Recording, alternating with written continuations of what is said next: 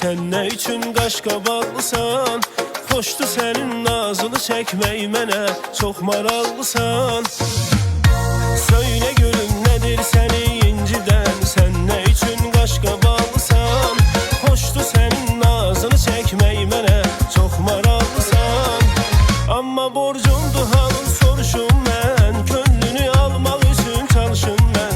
Sən mənə özgə deyilsən ki canım, sənə yad insan tək yanaşım mən yar. İmdadıma yetmək üçün gəlmisən, məni xoşbəxt etmək üçün gəlmisən. Digər ki tez-tez küsüb inciyirsən, yoxsa balam getmək üçün gəlmisən. İmdadıma yetmək üçün gəlmisən, məni xoşbəxt etmək üçün gəlmisən.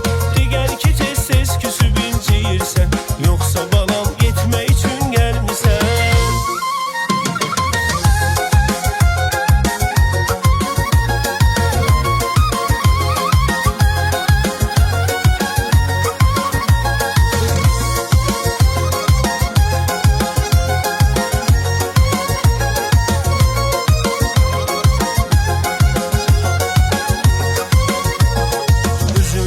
Üzüntü olan zamanda sanki mənim canımı alırsan.